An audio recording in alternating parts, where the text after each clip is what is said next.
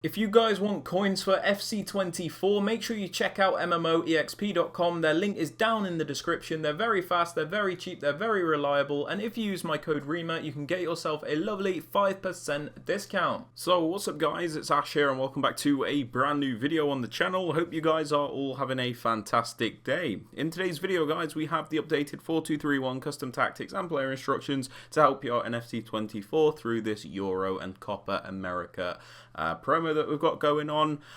This was requested a couple of days ago and I said I'd post it, so yeah, here you guys are. I hope you enjoyed the video. Please be sure to drop this a thumbs up, so it does really help me out with the YouTube search algorithm. Sub to the channel if you are new, of course, so you don't miss out on any videos, and don't forget to turn on that notification bell so you are always notified when a new video is posted. And yeah, with all that aside guys, let's get right into today's video. Alright then guys, so starting off with the custom tactics, of course, for the defensive style, as always guys, we pop this on balance. Now the reason we do this is because it gives us the best control over our defenders. So when you like want to be aggressive and maybe press your opponent, you can do that. And when you want to maybe back off and be a bit more passive or conservative, you can also do that. So I really like balanced as it gives me that control when I am defending. That being said, if you guys prefer these pressure tactics or something like that, that is absolutely fine. You do you. This is just a suggestion after all.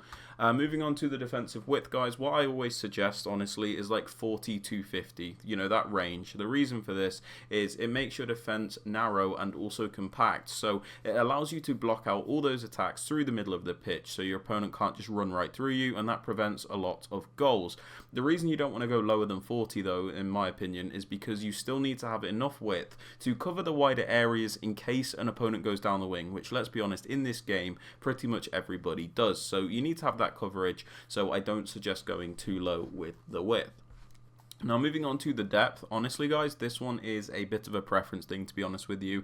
There are a few different options you can use, one of them being 71 depth, which a lot of people that play FC24 like to use. Now the reason people like this is because it gives you this automatic press from the AI, which completely congests the middle area of the pitch, makes it very difficult to play through, and everyone is marked essentially. So it really does defend for you. A lot of people like this. However, I'm not a big fan because it doesn't give me the control I need when I'm defending. So if you're a bit more manual and you're a bit more experienced in your defending, a bit like me, then you can have your depth on like 60 to 65. So you still got that higher defensive line, you just have more control over when you press. So I like that personally.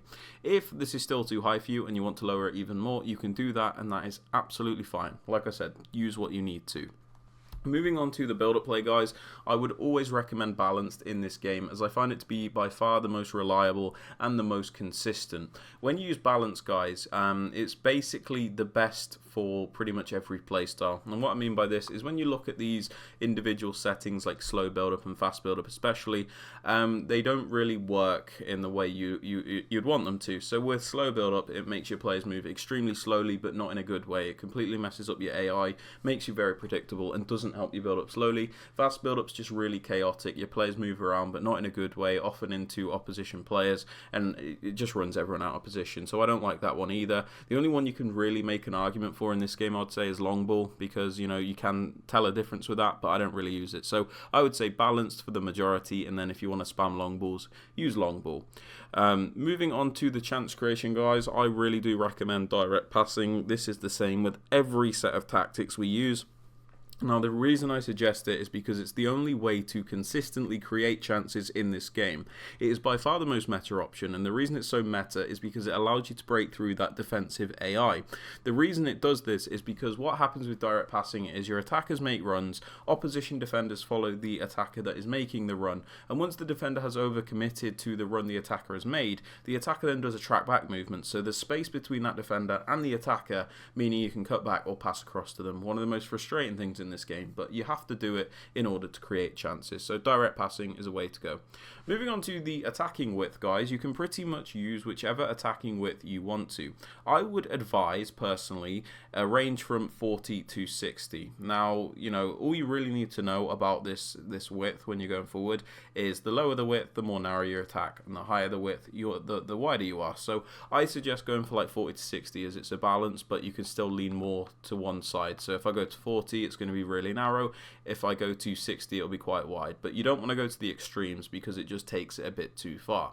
Moving on to the players in the box, I have this on 6. This is so we can get quite a few players into that penalty area, but we don't overcommit to the point where we're going to get counter-attacked if we lose out on possession. And then for the corners and the free kicks, guys, this is a complete preference thing.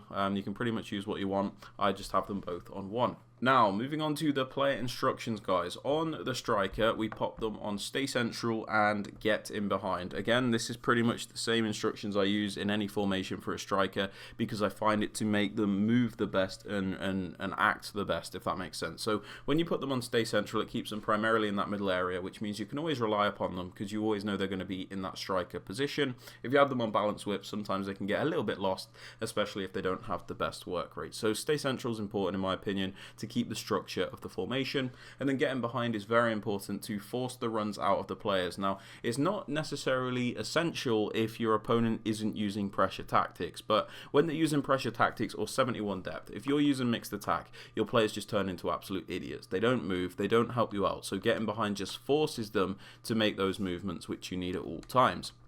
Moving on to the wide cams, guys, there's a couple of options you can use here, and I alternate a lot of the time. So what I've got at the moment is I have them on basic defensive support. So this means it won't necessarily defend in a 4-4-2 shape. So basic defensive support means when we don't have the ball, they will do some defending, but they won't come back super fast. So it allows for quick counter-attacks when we get possession back. This is good if you are, confident in your defensive ability, as when you win the ball back, you're more likely to rip your opponent apart on the counter-attack.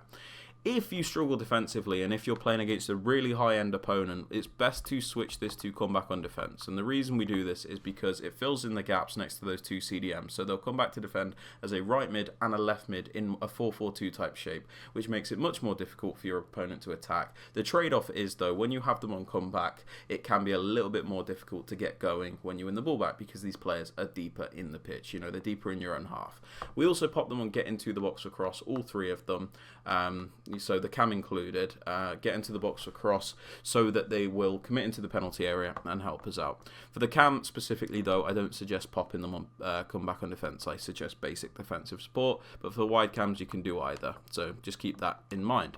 Moving on to the left CDM, guys, I use a more defensive minded midfielder in this position, somebody that will stay back. I like to do this to bring balance to the midfield because I don't suggest having 2 really attacking CDM type players, otherwise you just don't have any balance. The same way I wouldn't suggest having 2 really defensive minded midfielders.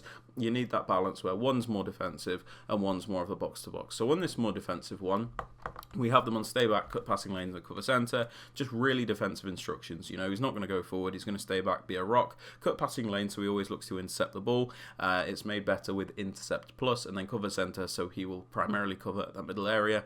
For the right CDM, guys, I use a more box to box style player, so in Hullet. So on this player, because we want them to do a bit of everything, we kind of just leave them alone, let them do what they want. The only thing we change is cover centre so that they will cover that middle area. Now for the fullbacks, guys, whichever one is your most attacking one, I suggest balanced attack and overlap. This is to give the team extra width, to give you a wider option, and to stretch out your opponent's defense. It's a very underrated thing, and a lot of people still don't use this. Give it a go, honestly. It's very, very useful. For the other fullback, guys, the more defensive of the 2, it doesn't matter if it's your left back or your right back, pop them on stay back while attacking and overlap, so you always have at least 3 defenders back at a time, but when you send them on the run forward, they'll make that overlapping run to give you that extra width as well. For the 2 centre backs, we leave them alone, of course, and the keeper, I also leave them alone. But yeah, guys, they're my tactics and instructions for the 4-2-3-1. Hope you guys have enjoyed. If you have, please be sure to drop it a like, sub to the channel if you are new, of course, and don't forget to turn on those notifications. And yeah, with all that aside, guys, hope you have a great rest of your day, and I'll catch you all in the next video. Peace out, guys. Take care.